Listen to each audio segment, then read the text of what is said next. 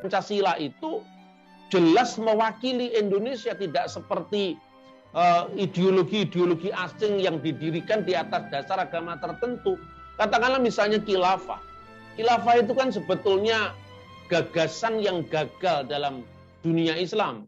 Itu dibuat ya seperti Hizbut Tahrir misalnya, yang jelas-jelas sudah dibubarkan pemerintah, tapi penganutnya masih bawah tanah banyak sekali.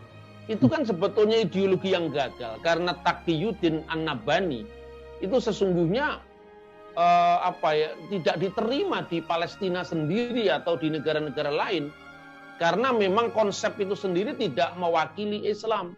Ideologi itu tidak akan bisa mempersatukan Indonesia. Karena apa? Ada subordinasi agama Islam atas agama-agama yang lain. Ini tidak boleh ada. Kalau Pancasila kan tidak. Pancasila itu adalah memberi ruang seluas-luasnya kepada agama-agama itu untuk melakukan ajarannya, berbakti pada bangsa negara ini tanpa sekat. Jadi tanpa Pancasila negara ini akan runtuh. Ya, selamat pagi Mas Bambang. Selamat pagi Bung. Hari ini 1 Juni 2022 adalah hari lahir Pancasila. Nah, di zaman pemerintahan Presiden Joko Widodo ditetapkan 1 Juni sebagai hari libur nasional. Sehingga hari ini saya minta Mas Bambang untuk refleksi pernyataan pencerahan tentang pentingnya Pancasila di bangsa kita, tidak hanya sebagai dasar negara, tapi juga menjadi value bagi keberagaman kita di tengah-tengah bangsa. Apa relevansi peringatan hari lahirnya Pancasila bagi kita, dan mengapa sebelumnya ada upaya kelompok tertentu untuk tidak mengakuinya?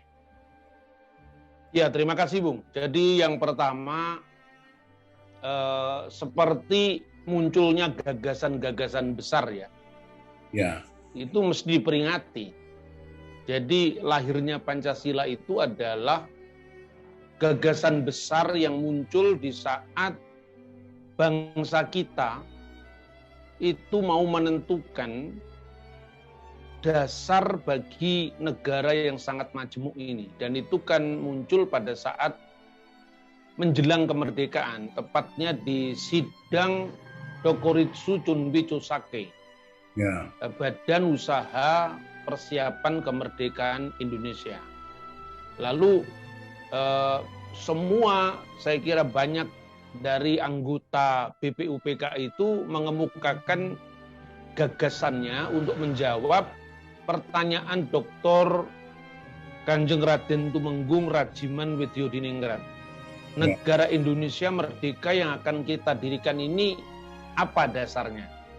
Lalu Profesor Muhammad Yamin berbicara tanggal 29 Mei, kemudian Bung Hatta bicara tanggal 30 Mei, kemudian Profesor Supomo bicara tanggal 31 Mei, dan masih banyak tokoh-tokoh yang lain, misalnya perwakilan Islam itu Ki Bagus Hadikusumo dan seterusnya. Lalu pada tanggal 1 Juni itulah Bung Karno berbicara tanpa teks di depan sidang itu dan disambut dengan sangat riuh, gegap gempita, karena sesuai dengan apa yang diminta oleh Dr. Rajiman, karena banyak pembicara yang lain itu bicara langsung ke dasar negara, hubungan agama dan negara, seperti Bung Hatta, tetapi Bung Karno bicara itu pada tataran yang disebut filosofis kronslah, dasar filsafat. Di atas dasar itulah Indonesia merdeka yang sangat majemuk ini didirikan. Maka laporan stenografis dari pidato Bung Karno itulah yang kemudian oleh Dr. Rajiman Widyodiningrat diberikan judul Lahirnya Pancasila. Nah, sejak zaman Bung Karno, awal-awal kemerdekaan itu memang publik tidak pernah menyangkal bahwa Soekarno lah yang menjadi penggali Pancasila. Tetapi kalau tadi Bung sampaikan kenapa kok ada pihak-pihak yang menyangkalnya, karena begini, ada banyak kelompok ya di masa Pak Harto, Orde Baru itu kan ada upaya yang namanya adalah desoekarnoisasi. Jadi upaya untuk memisahkan Pancasila itu dari Bung Karno. Karena itu sekitar tahun 1970-an itu baru tidak diperingati lahirnya Pancasila. Dan apa yang dilakukan oleh Pak Jokowi tentu melalui pembahasan yang sangat mendalam dari aspek sejarah, dari aspek-aspek yang lain, secara khusus adalah penemuan notulen dari sidang lengkap Badan Usaha Kemerdekaan Indonesia yang kemudian diterbitkan oleh Badan Penerbit Universitas Indonesia, Sejarah Undang-Undang Dasar 1945. Nah, itulah yang kemudian meneguhkan bahwa memang Pancasila sebagai gagasan besar itu lahir pada tanggal 1 Juni 1945. Sebab waktu itu kan naskahnya itu dihilangkan oleh Pak Yamin. Dan ternyata naskah itu ditemukan kembali di Puri Mangkunegaran di Solo. Jadi itu saya kira relevannya ya jelas karena memang pemikiran-pemikiran besar kayak misalnya Thomas Jefferson, kemudian manifesto komunis itu kan kejadian sejarah yang kemudian diingat. Nah, dalam rangka itulah maka lahirnya Pancasila saya kira relevan untuk diperingati agar mengingatkan segenap anak bangsa ini bahwa kita telah mencapai sebuah modus vivendi, sebuah titik temu yang bisa mempersatukan semua anak-anak bangsa yang berbeda-beda ini. Itu saya kira, Bu. Tapi upaya untuk tidak mengakuinya itu karena apakah alasan ideologi, alasan politis, atau ada faktor lain? Saya kira alasan politis ya. Kalau zaman Pak Harto itu alasan politis ya. Tapi kalau sekarang ini pun juga ada kelompok-kelompok ideologis yang sebetulnya tidak setuju kalau Pancasila itu terlalu ditonjolkan 1 Juninya. Nah, kelompok ini yang kemarin saya kira menolak rancangan undang-undang tentang RIP itu ya. Ideologi Pancasila itu.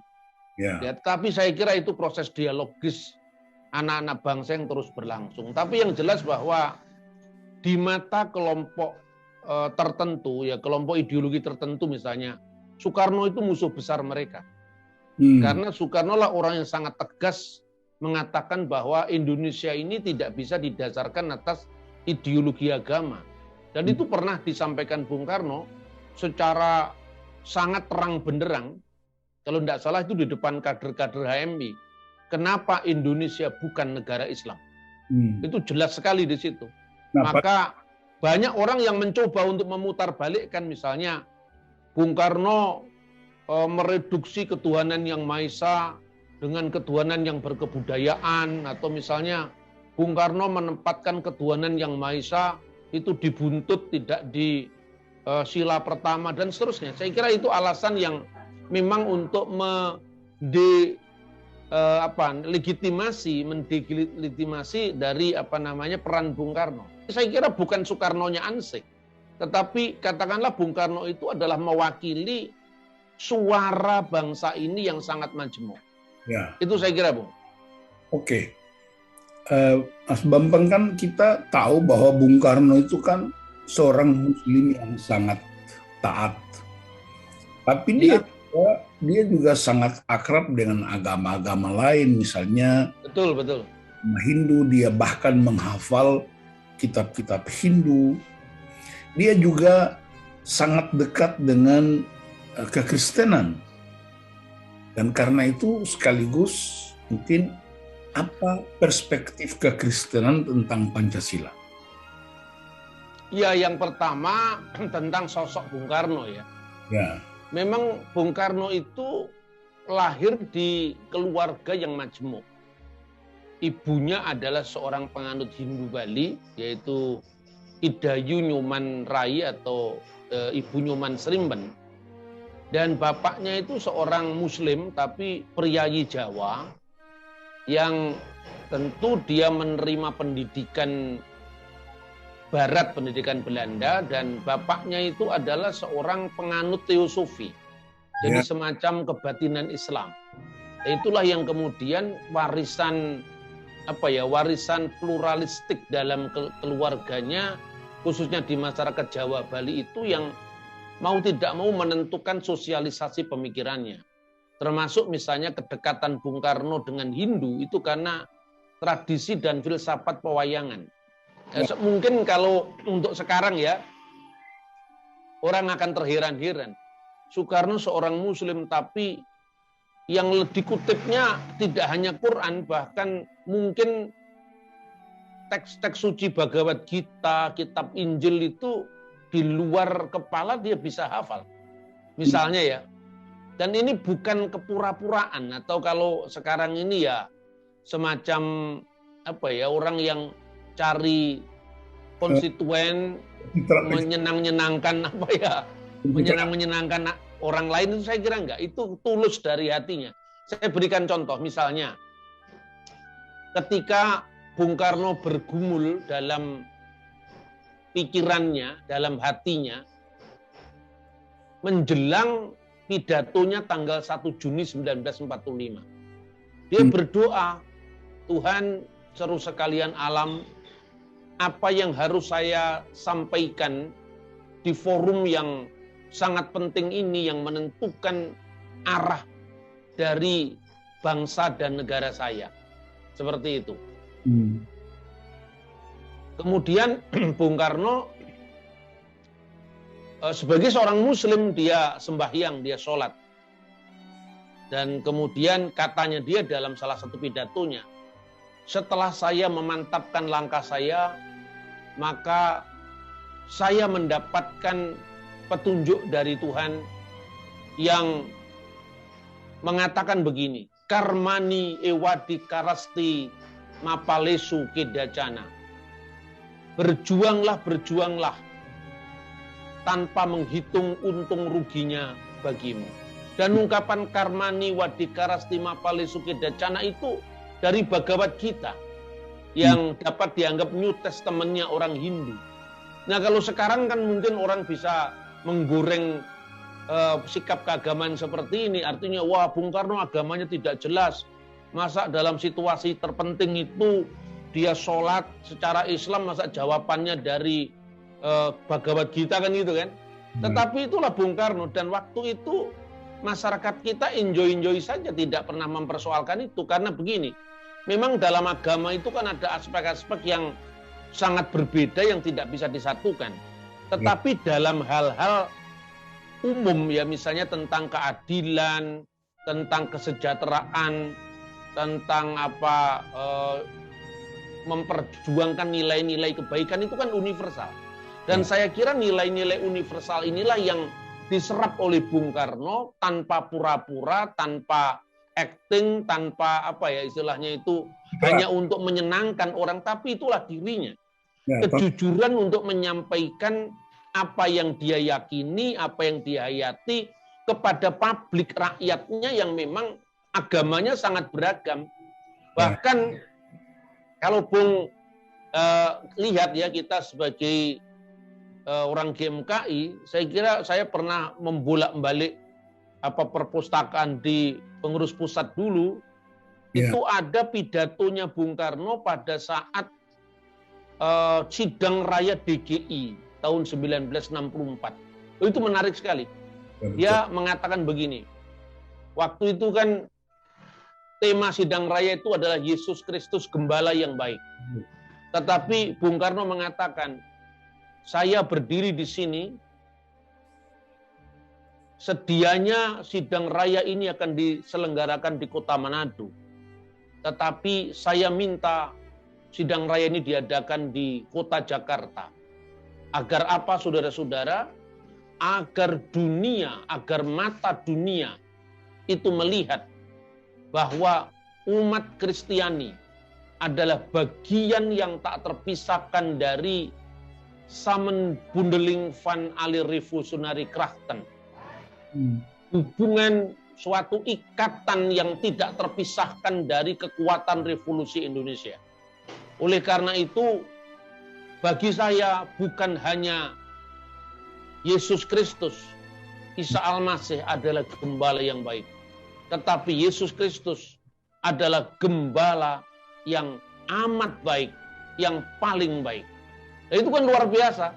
Di luar kepala juga Bung Karno bisa misalnya menghafal Yohanes pasal 1 ayat 1 dan seterusnya dalam bahasa Belanda. Dan kemudian juga ketika di sebuah pertemuan agama yang non-Kristen, misalnya di Muhammadiyah, di Medan kalau tidak salah. Bung Karno mengatakan, jikalau aku ingat akan anak-anak kecil saudara-saudara, aku teringat akan siapa? Aku teringat akan Yesus Kristus, Yesus van Nazaret. Yesus van Nazaret berkata, bring the kinderen tot mij. Biarkanlah anak-anak itu datang kepadaku, karena mereka lah yang akan memperoleh koninkrag van God, kerajaan Tuhan. Nah, ini kan luar biasa. Dan itu tanpa beban diucapkan. Ini coba kita bandingkan dengan politisi-politisi kita sekarang. Dikit-dikit mengucapkan selamat hari raya lain, haram. Terus stigma kafir yang semestinya tidak boleh dibawa ke ranah publik, itu diucapkan di ranah publik. Ini udah tumpang tindih. Saya kira yang lagi fenomenal sekarang ini ya, Ustadz Abdul Somad misalnya. Dia ditolak di Singapura. Saya kira itu adalah wewenang dan hak dari negara yang bersangkutan untuk dia menyilakan atau menolak orang-orang yang masuk ke negaranya. Dan itu kita tidak bisa mengintervensi. Singapura punya pertimbangan sendiri kenapa UAS tidak boleh masuk ke negaranya. Karena salah satunya adalah dia melakukan dakwah ekstrim yang berhubungan dengan agama lain, termasuk stigma kafir yang diungkapkan pada agama lain. Ketika misalnya saya mengamati ya ceramahnya, misalnya ada orang yang mencoba untuk mengganti ayat firman Allah. Kafir tidak boleh disebutkan untuk agama lain, yang boleh adalah non-muslim. Katanya sambil dengan bahasa tubuh yang mungkin agak mengejek ya. Tidak ada ayat yang berbunyi ya ayyuhal non-muslim, yang ada ya ayyuhal kafir, wahai orang kafir. Orang tidak salah mengucapkan stigma kafir terhadap orang lain dari sudut agamanya, tidak ada salahnya. Tetapi itu forum internum, itu ranah privat, bukan ranah publik. Sebab setiap agama sendiri juga memiliki penilaian terhadap yang lain. Di mata orang Yahudi, bangsa-bangsa lain apapun agamanya itu adalah goyim. Di mata orang Kristen, adanya nabi setelah Yesus itu nabi palsu. Tapi kan tidak kita harus mengatakan bahwa kalau ada Joseph Smith dari agama Mormon, atau misalnya dari agama Bahai yang semua muncul setelah zamannya Yesus, lah itu kan nubuatan terjadi Matius 24 ayat 24, maka bisa saja orang Kristen mengatakan Nabi Muhammad itu nabi palsu karena tidak ada nabi setelah Yesus yang tampil seperti klaim-klaim yang disampaikan oleh finalitas perjanjian baru. Tetapi yang begini kan kita menyadari ini bukan ranah publik ya, ini ranah privat. Ya kira-kira yang sering saya contohkan itulah, kalau kita mengatakan istri kita paling cantik itu tidak melanggar hukum. Tapi kalau kita umumkan di jalan-jalan dan kemudian orang yang lain merasa terteror dengan kampanye istrinya paling cantik, itu bukan wilayah publik yang harus didengung-dengungkan dan bisa mengganggu orang lain yang juga istrinya cantik masing-masing. Kan begitu. Jadi kira etos di dalam kita berbangsa dan bernegara itulah yang harus kita kembali ke relnya. Lah mumpung sekarang lahirnya Pancasila, inilah yang ditekankan oleh para founding fathers kita. Itu saya kira. Jadi founding fathers kita itu mengerti betul bahwa Pancasila adalah ruang terbuka untuk setiap orang dengan berbagai latar belakang, termasuk latar belakang agama, bisa mengekspresikan dirinya di tengah-tengah kemajemukan itu. Berarti kan butuh kesadaran berbangsa yang lebih. Betul ya. Ya karena ini kan pas hari lahir Pancasila, ada juga unsur Bhinneka Tunggal Ikanya, ada NKRI-nya. Makanya kita dua merayakan dengan menggunakan simbol-simbol daerah, toh. Iya. Dia ingin Ini topi saya ini kan dari ini, dari Timor, dari Soe ini. dari Soe. Dari Soe, ya.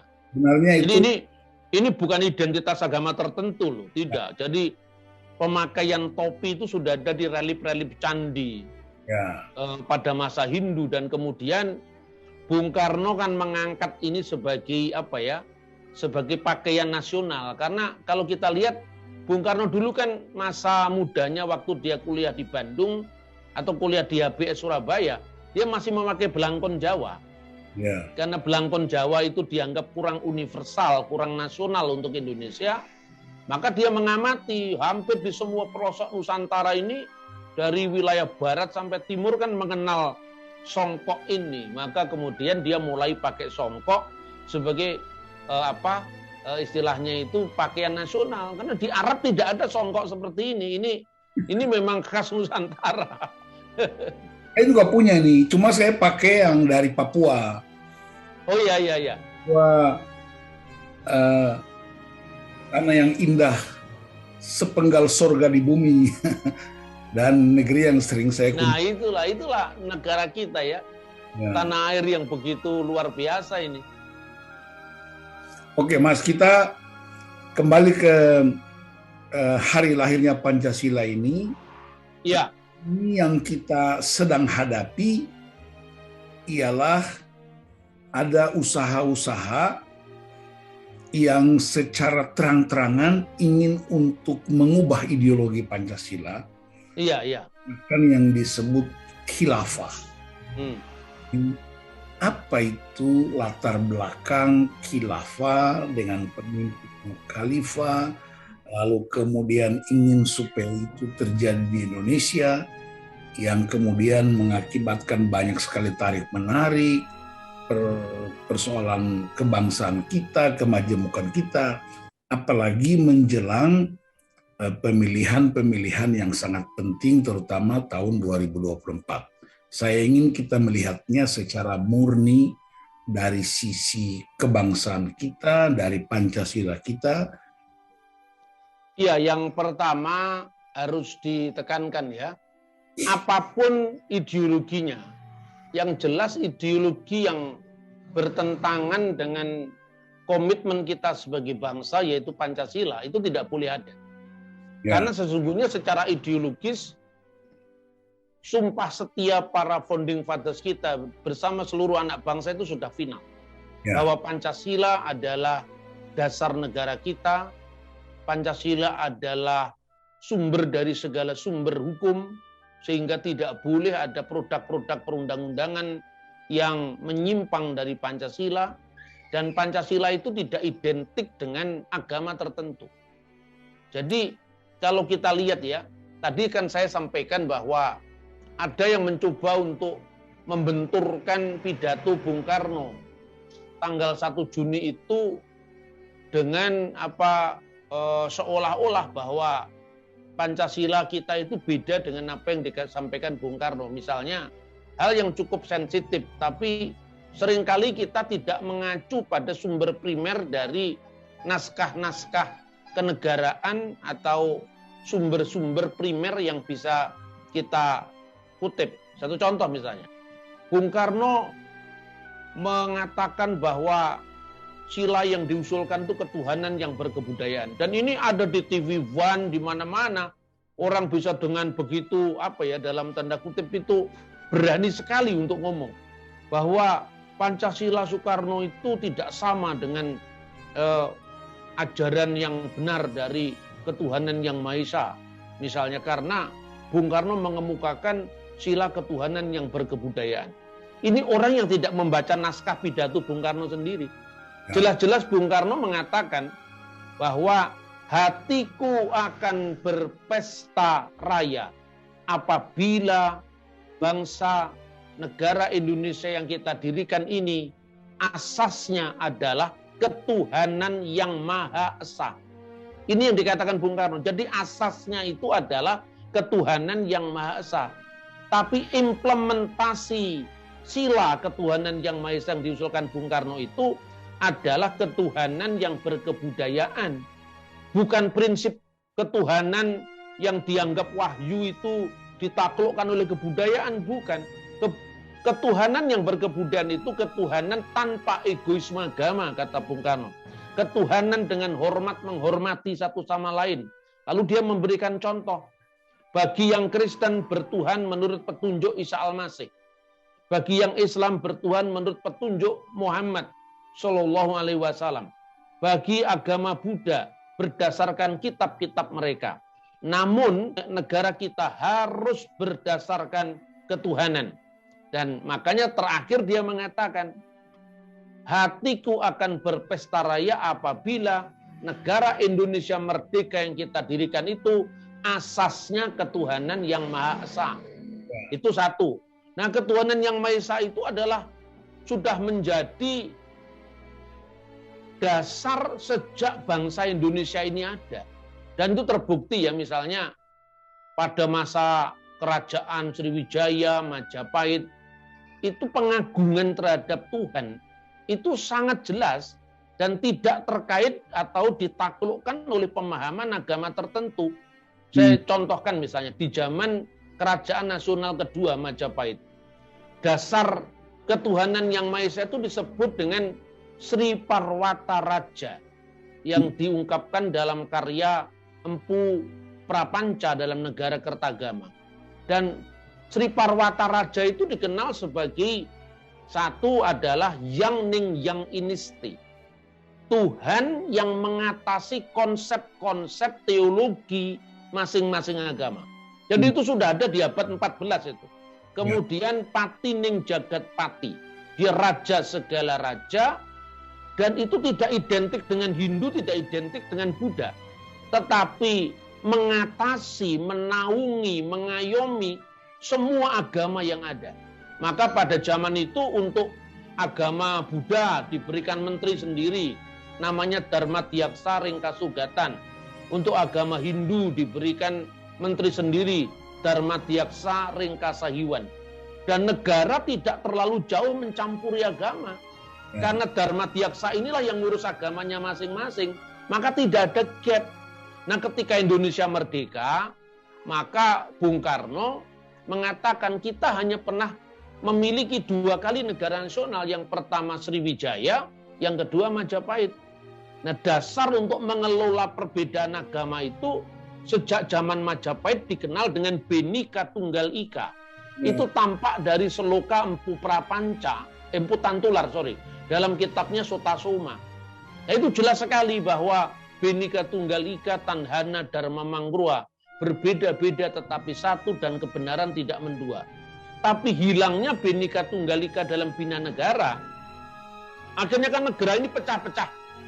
Kesultanan Demak, Pajang, Mataram, Ternate, Tidore itu kan pecah-pecah. Dan kita ini tidak lagi mengaku diri sebagai satu bangsa. Ketika Yong Ambon berdiri, Yong Sumatera berdiri, Yong Jawa berdiri, baru muncul kebersamaan di antara suku-suku bangsa ini terjalin. Sebelumnya Papua ya Papua, tidak ada hubungannya dengan nation yang namanya Indonesia ini. Tetapi setelah lewat proses yang panjang, rupanya Tuhan itu mempersatukan kembali anak-anak bangsa ini dari Sabang sampai Merauke. Bahwa sekalipun kamu memiliki ras yang berbeda, budaya yang berbeda, tapi sesungguhnya kita ini satu bangsa. Sekalipun Papua itu rasnya Melanesia, kita yang tinggal di Indonesia Barat itu rasnya misalnya Polynesia, tetapi kata Bung Karno, kata Pak Yamin, kata Bung Hatta, kita ini ditakdirkan untuk mendiami satu teritori yang besar ini, yang namanya Indonesia.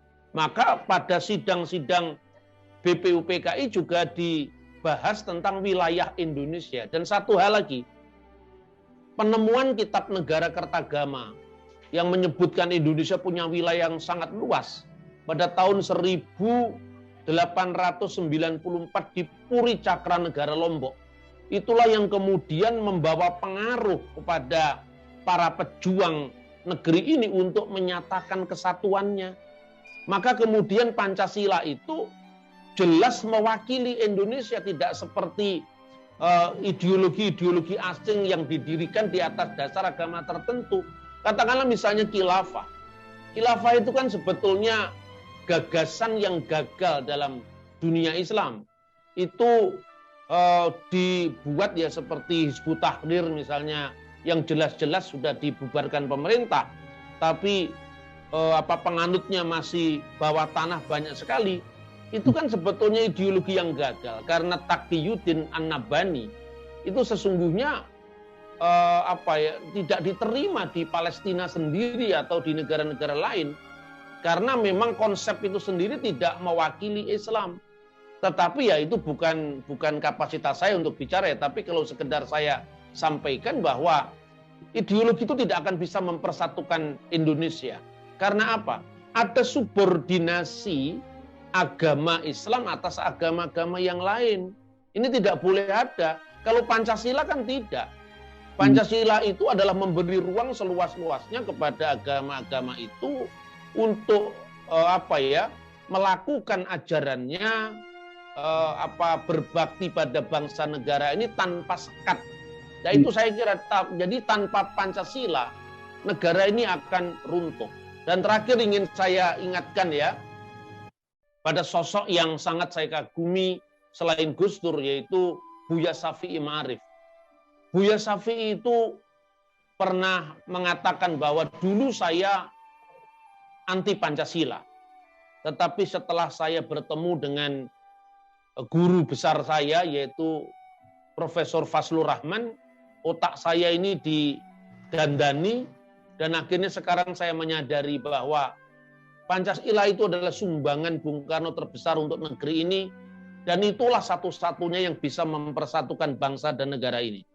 Barangkali itulah jalan dharma yang Tuhan tuntun untuk tokoh-tokoh besar kita seperti Gus Dur, seperti Buya Syafi'i, dan seperti tokoh-tokoh yang lain. Yang saya kira menyadari bahwa ideologi negara itu tidak bisa dibuat percobaan, tidak bisa dibuat main-main. Lihatlah Syria. Syria yang dulu indah, ya, karena saya pernah mengalami hidup di sana waktu itu ya. Sekarang habis.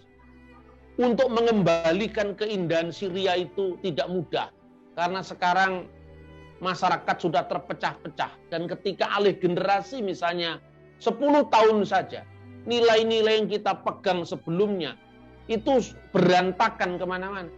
Nah makanya ini saya kira menjadi komitmen kita untuk menjelang 2024.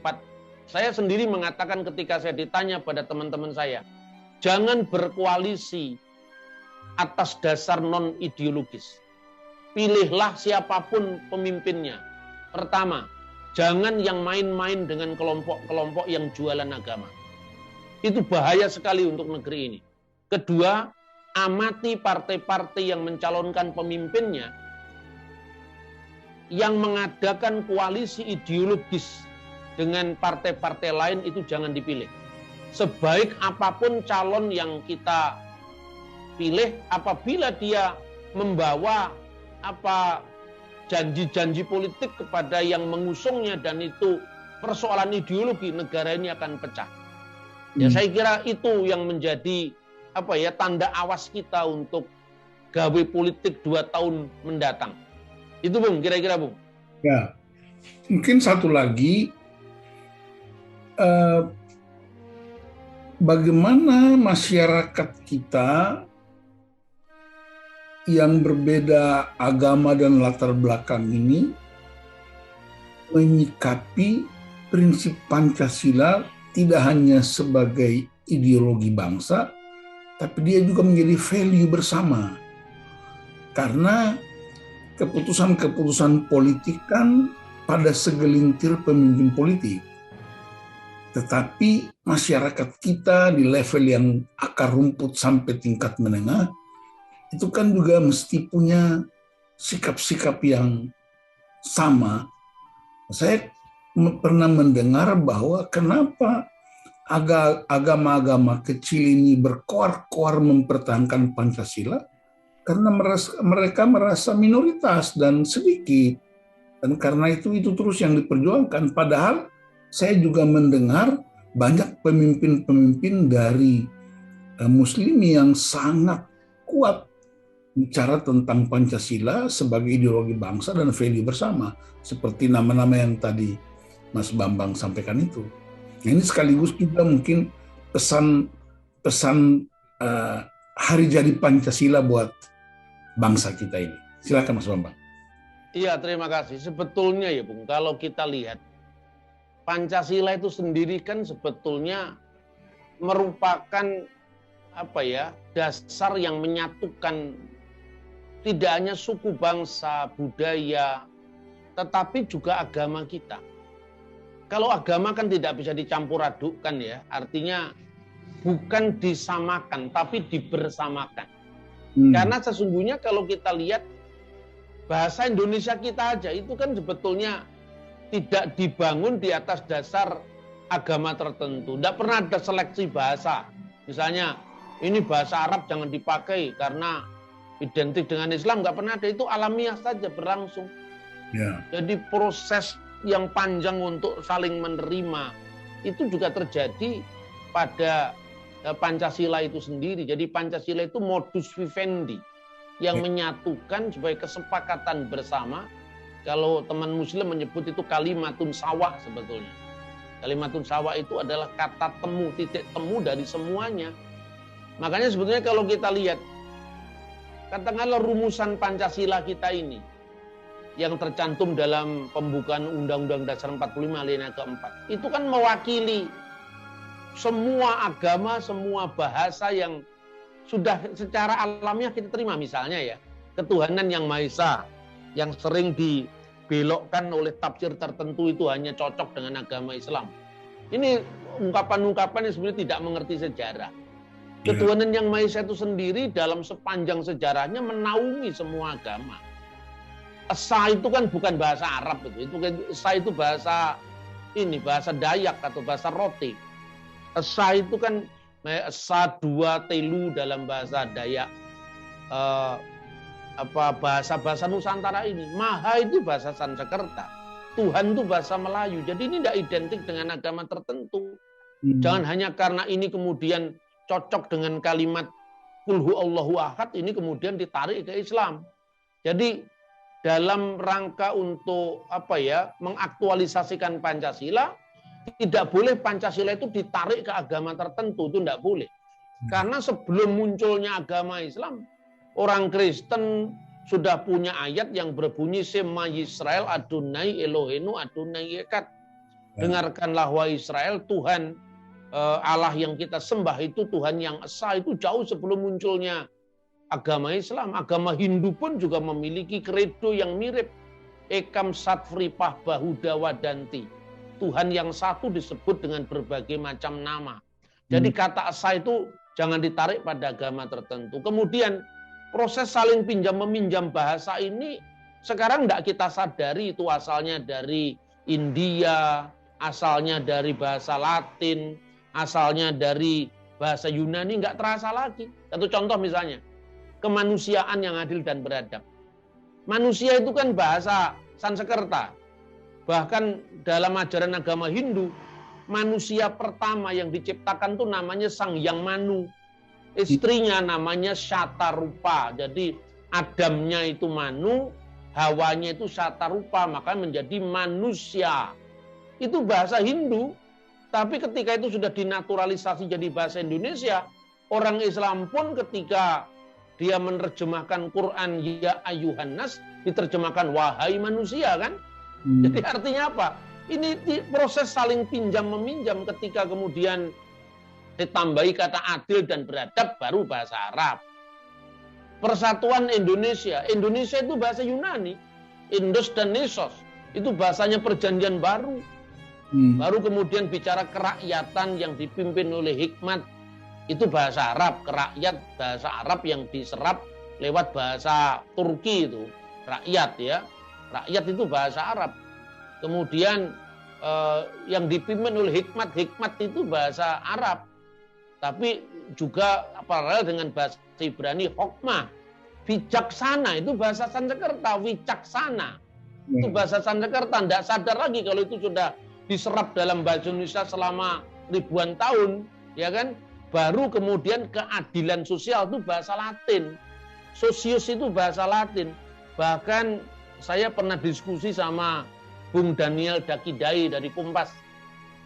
Nah, dia mengatakan bahwa, coba Mas Bambang amati ya katanya. Bung Karno itu menerima 5 butir mutiara tentang Pancasila itu di Ende, di Flores katanya. Jadi ketika Bung Karno berteduh di bawah pohon sukun di Flores itu, ini pengakuan Bung Karno sendiri dalam bukunya autobiografi Bung Karno yang ditulis oleh Cindy Adams. Dia mengatakan, Tuhan memberikan kepadaku 5 butir mutiara yang nantinya akan disebut Pancasila. Itu di Flores. Coba diamati, ada apa dengan Flores ini? Tahun 1930, Bung Karno mengucapkan pidatonya yang sangat terkenal, Indonesia menggugat di Pengadilan Negeri Bandung.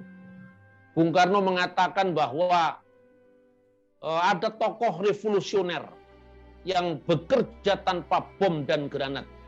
Itu pemimpinnya bingung, siapa hakimnya? Singleback Van Hukelom.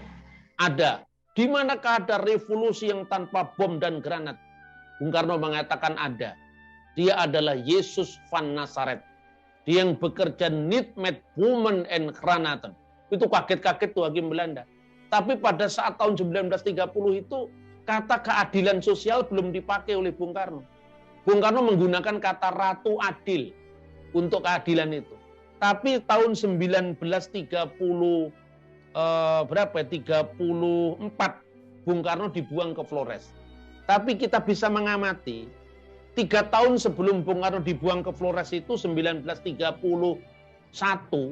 itu dikeluarkan ensiklik dari Paus Pius ya, yang mengatakan bahwa komunisme itu harus dikritisi. Jadi yang pertama kali itu beliau mengucapkan ensiklik itu namanya Quadragesima. 40 tahun memperingati ajaran sosial gereja sebelumnya yang dikemukakan oleh Paus Leo ke-13 kalau tidak salah, yang judulnya itu adalah Rerum Novarum, zaman kita. Itu dihantam habis, dikritisi habis tentang kapitalisme. Tetapi kemudian 40 tahun peringatan Rerum Novarum itu ditegaskan bahwa ada prinsip yang dinamakan justisia sosialis.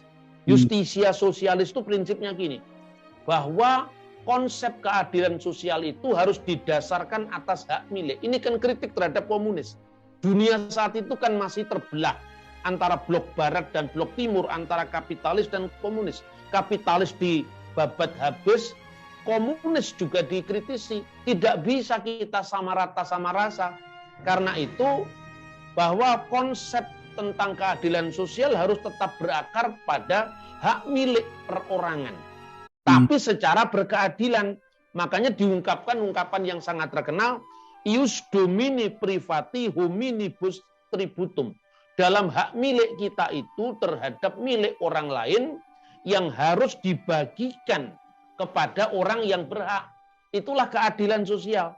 Jadi keadilan sosial itu kemudian sejak Bung Karno dibuang dari Flores, dia tidak lagi menggunakan kata Ratu Adil saja, tapi dia menggunakan terjemahan dari ius sosial, sosialis tadi, keadilan sosial tadi, yang dia sebutkan dalam bahasa Belanda, justisia sosialis itu dengan sosial rechtvaardigheid. Sosial rechtvaardigheid itu merupakan terjemahan dari prinsip justisia sosialis yang kemudian pada tanggal 1 Juni itu Bung Karno kemukakan dengan sila keadilan sosial bagi seluruh rakyat Indonesia. Jadi sebenarnya setiap agama itu punya sumbangan terhadap Pancasila ini. Islam menyumbangkan tentang Pancasila secara khusus prinsip musyawarah untuk mufakat. Itu sumbangan Islam dalam pengakuan Bung Karno sendiri. Tapi konsep tentang Dwipantara, Nusantara itu sumbangan Hindu sebetulnya. Termasuk istilah-istilah yang tidak asing bagi negara kita, misalnya manusia, wicaksana. Kemudian konteks keindonesiaan dalam nama Indonesia itu Yunani, dan Yunani itu kan kalau orang mengidentikan Arab dengan Islam, tapi jangan-jangan orang Kristen mengidentikan nama Indonesia aja dari bahasa Yunani, bahasanya Perjanjian Baru. Konsep keadilan sosial itu jelas justisia sosialis yang tadi dipelajari Bung Karno dari Inde tadi. Jadi itu kita tidak bisa menarik Pancasila itu dalam kepentingan agama-agama tertentu. Setiap agama punya sumbangkan. Makanya kembali saya sampaikan untuk peringatan lahirnya Pancasila itu kira-kira seperti ini. Ibu Pertiwi kita yang cantik ini harus terus-menerus kita percantik wajahnya, kita dandani wajahnya agar dunia melihat Indonesia. Apapun yang bisa kau sumbangkan untuk Ibu Pertiwi, sumbangkanlah. Engkau memiliki bunga melati, persembahkan bunga melati itu pada kondenya Ibu Pertiwi. Engkau punya bunga mawar, persembahkan bunga mawar untuk mempercantik Ibu Pertiwi. Engkau punya bunga Kamboja, persembahkan bunga Kamboja itu untuk mempercantik Ibu Pertiwi. Karena itu ibu kita bersama, di sini kita dilahirkan, dan di sini kita nanti akan menerima pusara kita. Maka cinta Indonesia adalah bagian dari spirit iman Kristen sendiri. Di mana tempat kamu berpijak, kamu harus memberkatinya. Kota di mana engkau ditempatkan Tuhan, kita harus memberkatinya. Apalagi Kristus mengatakan bahwa berikanlah kepada kaisar yang harus kamu berikan kepada kaisar, dan kepada Tuhan yang harus kamu berikan kepada Tuhan. Dan ayat ini juga dikutip Bung Karno ketika berbicara tentang konsep pemisahan agama dengan negara. Jadi sudah saatnya kita refleksikan, agama harus ditarik ke ruang privat. Tetapi untuk kita bersama ini tidak boleh membawa-bawa fanatisme agama itu ke ruang publik. Tapi tidak berarti agama didepak dari kehidupan bangsa dan negara. Agama tetap menjadi seperti yang diistilahkan Pak Simatupang dulu, membawa pentingnya agama dalam kehidupan berbangsa dan bernegara sebagai landasan etik, moral, dan spiritual dalam pembangunan nasional yang didasari atas Pancasila. Saya kira itu konsep ini masih sangat relevan, yang dikatakan Pak Simatupang dulu, sangat relevan untuk Indonesia yang kita cintai bersama ini. Akhirnya selamat dari lahirnya Pancasila. Kiranya Tuhan menjaga bangsa ini dari segala macam bahaya disintegrasi demi tetap tegaknya Pancasila dan roman muka kita Bhinneka Tunggal Ika sampai akhir zaman. Terima kasih, Bung. Terima kasih, Mas Bambang. Jadi Bapak, Ibu-Ibu, Saudara-saudara yang menyaksikan channel ini pesan-pesan penting, pencerahan bagi kita untuk terus memelihara Indonesia yang Bhinneka Tunggal Ika dengan dasar Pancasila yang memberi ruang yang sangat terbuka untuk mengekspresikan seluruh potensi yang kita miliki. Atas nama pribadi bersama dengan Mas Bambang, kami ucapkan selamat Hari Jadi Pancasila 1 Juni 2022. Jayalah Indonesia. Tuhan memberkati bangsa kita. Haleluya. Amin. Amin.